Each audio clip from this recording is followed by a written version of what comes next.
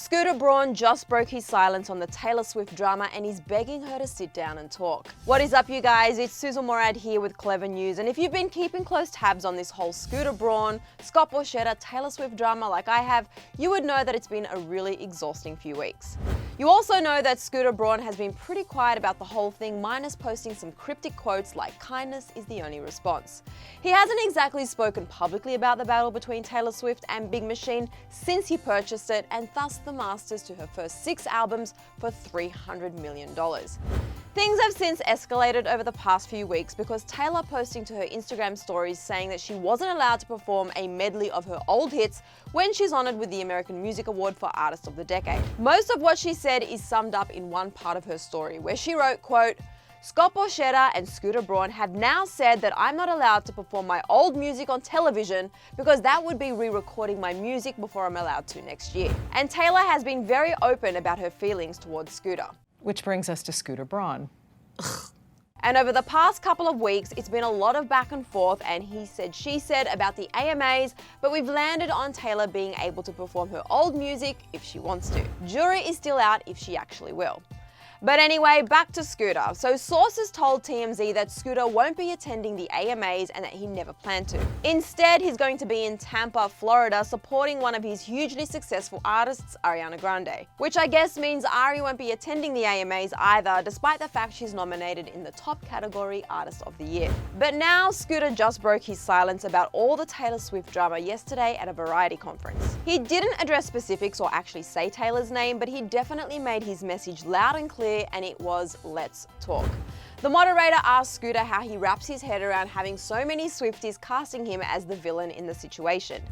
He started off by saying, quote, "I haven't talked about this in 6 months, not once. I haven't made a statement about it. When there's a lot of things being said and a lot of different opinions, yet the principals haven't had a chance to speak to each other, there's a lot of confusion." He continued on and said, quote, "I'm not going to go into details here because it's just not my style. I just think we live in a time of toxic division and of people thinking that social media is the appropriate place to air out on each other and not have conversations. And I don't like politicians doing it, I don't like anybody doing it, and if that means that I've got to be the bad guy longer, I'll be the bad guy longer, but I'm not going to participate." Scooter also alluded to Big Machine's official statement saying that the company and Taylor had been trying to negotiate, but she broke it off when she decided to go on social media with her side of the story. Scooter said, quote, "What I'll say is people need to communicate, and when people are able to communicate, I think they work things out. And I think a lot of times things are miscommunications because I believe that people are fundamentally good." He went on and said, quote, "I think that these problems that are being discussed can be discussed behind closed doors and figured out pretty easily, and it's something I've wanted to do for 6 months. But then things took a very serious turn when Scooter talked about having to close Big Machine and send employees home because of death threats.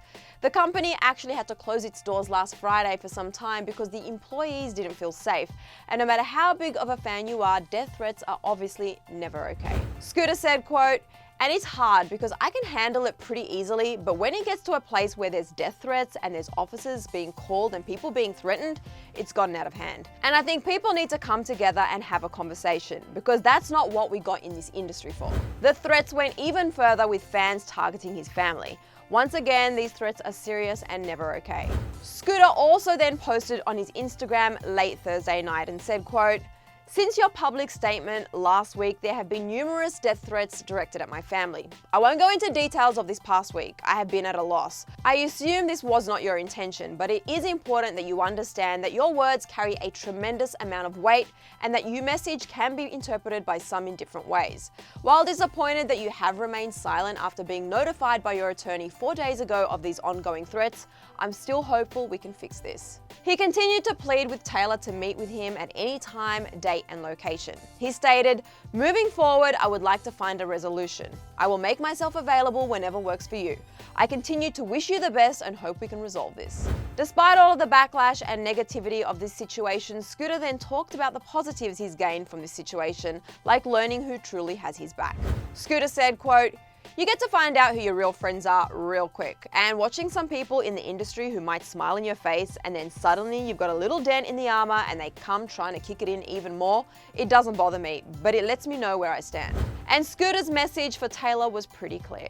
Again, he didn't say her name, but it's obvious that this was all directed towards her. He said, quote, And the moment people want to have a conversation with me, I'm ready to have that conversation and I'm not going to add to the narrative. I disagree with it, but I'm not going to add to the narrative. I just want to fix things and set a better example for people. And some fans seem to be torn over Scooter's statement.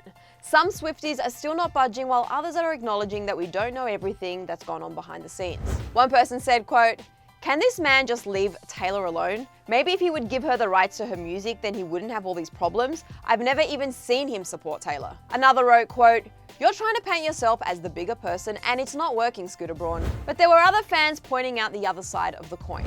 One person said, quote, "Let the grown-ups sort it out. We don't know half the story. Things can be twisted and we will never really know the truth fully, just like with 5H and Camila. Let them handle it." And another fan wrote, "This is a mess from 2019 that I don't want to ever see happen again. This is the part of the industry that I don't like. I hope both sides can work." But right now, you guys, I want to know what your thoughts are on all of this. What do you think about what Scooter had to say, and do you think they should sit down and talk it out? And also, what do you think Taylor's going to perform this Sunday at the AMAs? Get to talking right here in the comment section below.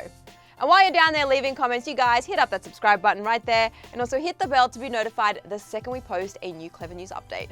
After that, catch up on all the tea you missed right over here. I'm Sussan Mourad. Thanks for hanging out with me and I'll catch you later. Bye guys.